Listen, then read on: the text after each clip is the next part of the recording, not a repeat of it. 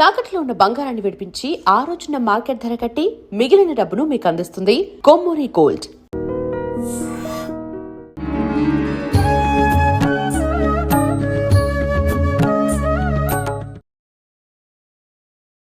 నమస్కారం, welcome to I dream. ధర్మ మార్గం విత్ విజిత కార్యక్రమానికి స్వాగతం. ప్రస్తుతం మనతో పాటు ఉన్నారు ప్రముఖ జ్యోతిష్య వాస్తు పండితులు, లలిత అమ్మవారి ఉపాసకులు శ్రీ శ్రీ శ్రీ నానాజీ పట్నాయక్ గారు. ఇప్పుడు వారితో మాట్లాడి మరిన్ని విషయాలు తెలుసుకుందాం.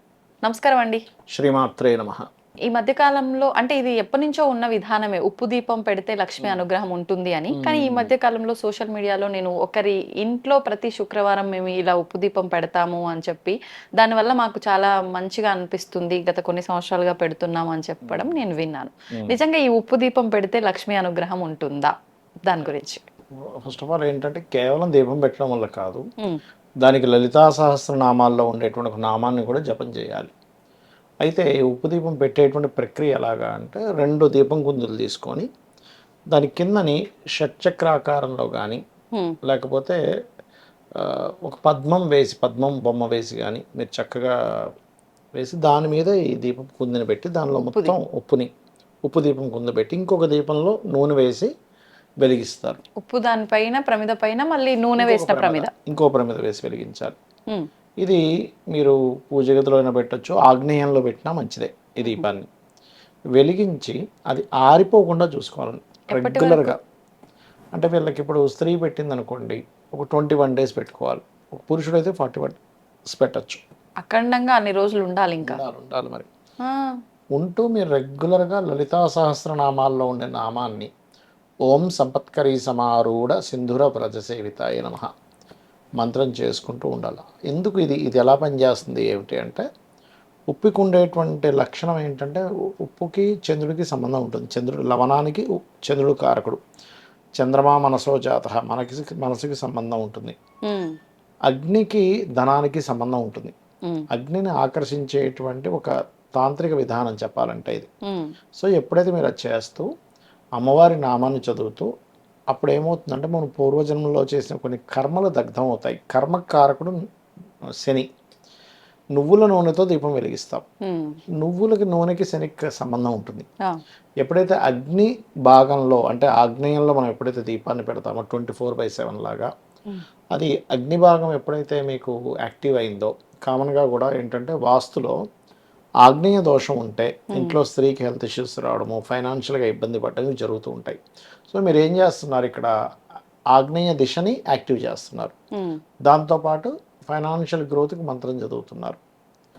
ఇవి చేస్తూ ఇంట్లో రోజు అంటే అమ్మవారి ఆరాధన చేసినప్పుడు ఖచ్చితంగా శివుని ఆరాధన కూడా చేయాలి.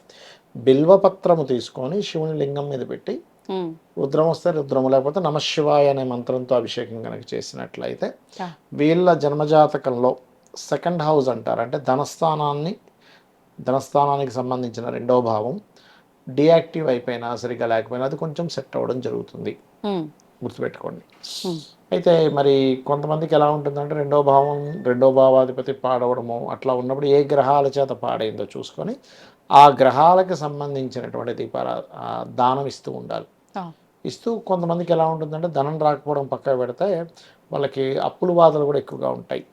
అప్పుడు లలితా సహస్రనామాల్లో ఓం అపర్ణాయై నమః అనే మంత్రం చేస్తూ ఉన్నట్లయితే మంచి ఫలితాలు వస్తాయి. దీంతో పాటు ఇంకా ఎక్కువగా ఇబ్బంది దోషం ఉంది అన్నప్పుడు ఇంట్లోనే చేస్తూ గోశాలలో కూర్చొని గోవులకు కాస్త మనకి గోంగూర తినిపించడం, ఇవి చేస్తూ చేయాలి. అయితే ఇక్కడ ఏంటంటే గోంగూర ఇక్కడ ఏంటంటే మీరు నమ్మకం చాలా ప్రధానం. మీరు నమ్మి చేయాలి. నమ్మకం లేకుండా సరే ఏదో చెప్పారులే, వస్తుందో రాదో చూద్దాంలే, ఇది చేసి చూద్దాం, ఇది అవ్వకపోతే ఇంకోటి చేద్దామని ఉండకూడదు. ఆప్షన్స్ అనేవి మనకి దేవతా సంబంధించిన వాటిలో ఆప్షన్స్ ఏమి ఉండవు. ఇంకా నమ్మకంగా చేయడమే. ఇప్పుడు మనకి భక్త ప్రహ్లాద్ మూవీ మీరు చూసినట్లయితే, ప్రహ్లాదుడు హిరణ్యకశిపుడు అడుగుతూ ఉంటాడు, ఎక్కడున్నాడు అంటే, ఇందుగలడందు లేడని సందేహం వలదు అని. ఈ స్తంభంలో ఉన్నాడంటే స్తంభం కొట్టగానే అందులోంచి వచ్చాడు. ఆయన మరి స్తంభంలో ఉన్నాడా లేడా అంటే, ఆయన నమ్మకంలో ప్రతి దగ్గర ఉన్నాడు. ఆ నమ్మకాన్ని నిలబెట్టడం కోసం ఆ యొక్క పరమాత్మ రూపంలో వస్తుంది.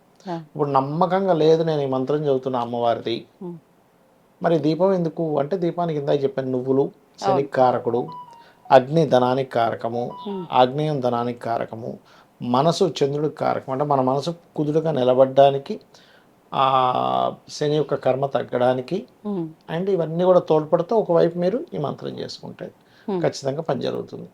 కాకపోతే రెగ్యులర్గా చేయాలి. ఒకరోజు చేసి 2 రోజులు ఆపేసి మళ్ళీ ఇంకోటి ఏదో ప్రాబ్లం అయిందని. ఇప్పుడు కొంతమందికి ఎలా ఉంటుందంటే ఇంట్లో ఒక్కోసారి ఏదైనా సంతానం కలిగితే కూడా మైలు ఉంటుంది. ఆ టైంలో మీరు ఆపేసి మళ్ళీ స్టార్ట్ చేయొచ్చు. లేదా ఎవరైనా గతించారు అప్పుడు ఆ 11 days ఆపొచ్చు, తప్పేం కాదు. అయితే ఎప్పుడైనా అలాంటివి జరుగుతున్నాయంటే సంథింగ్ వాళ్ళ కర్మ ఇంకా బలంగా ఉందని అర్థం. అంటే ఏదో ఒక ఆటంకం వస్తుంది అంటే ఇంకా సంథింగ్ బలమైన కర్మ ఏదో ఇబ్బంది పెడుతుంది వీరిని. సో ఇంకొంచెం 1-4 సార్లు ట్రై చేస్తూ ఉండాలి. కొంతమందికి అయితే ఏదైనా ఒక దైవకార్యం చేద్దామన్నా, దైవత సంబంధించిన క్షేత్రానికి వెళ్దామని ఏదో ఒక ఆటంకం వస్తూ ఉంటుంది. దానికి అర్థం ఏమిటంటే వాళ్ళు అక్కడికి వెళ్తే ఆ పని జరుగుతుంది, కానీ వీళ్ళ యొక్క కర్మ ఆ రూపంలో అడ్డుపడుతుంది. దాన్ని అధిగమించి ముందుకు వెళ్ళగలగాలి. అయ్యో ఇలా అయిపోయింది సరే మళ్ళీ ఎప్పుడో చూద్దామని మళ్ళీ అలాగ ఆపుకుంటూ వెళ్ళిపోతుంటే వీళ్ళ జీవితం అనేటువంటిది బాగుపడదు. ఇప్పుడు ఉప్పు దీపము ఒకటే కాకుండా ఇంట్లో 4 మూలల ఒక కంచుల్లో ఉప్పు పోసి పెట్టినా కూడా బాగుంటుంది అని చెప్పి. అదేంటంటే ఉప్పు దీపం అనేటువంటిది ఫైనాన్షియల్ గ్రోత్, అప్పులు తీరడానికి పెడతారు తాంత్రిక విధానంలో. ఈ 4 దిక్కుల ఉండేటువంటి మూలల్లో ఉప్పు ఎందుకు పెడతారంటే నెగటివ్ ఎనర్జీని అది లాక్కుంటుందని. దాన్ని తీసి మళ్ళీ పడేస్తారు. అట్లా అంటే నెగటివ్ ఎనర్జీ ఇంట్లో ఎక్కువగా ఉంది, దానికోసం పెడతారు. ఇప్పుడు మీరు చెప్పిన ఈ ఉప్పు దీపంలో వేసిన ఉప్పుని మళ్ళీ ఆ దీక్ష అయిపోయిన తర్వాత కానీ ఎక్కడైనా వేసేసేవచ్చు, నో ప్రాబ్లం. సింక్ లో పడేసేవచ్చు, no problem. Okay.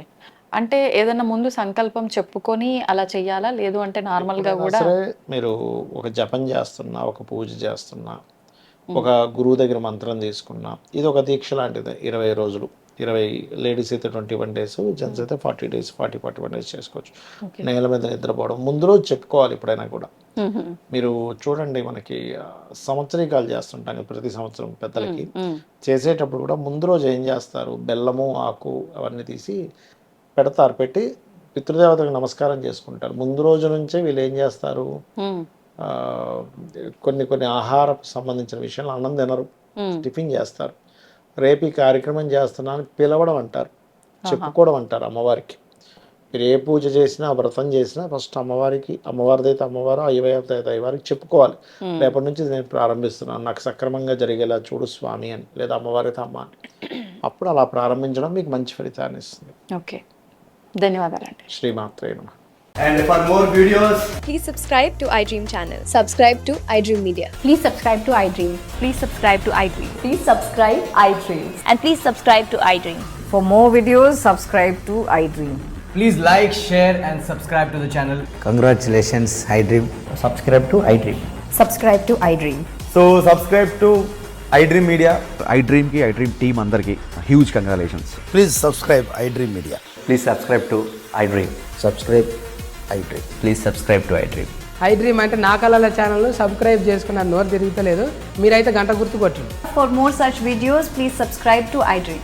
Subscribe to iDream. Please subscribe to iDream. Please subscribe iDream Media. Please do subscribe to iDream. Please subscribe to iDream Media. For best entertainment and information, please subscribe iDream. And don't forget to subscribe to iDream.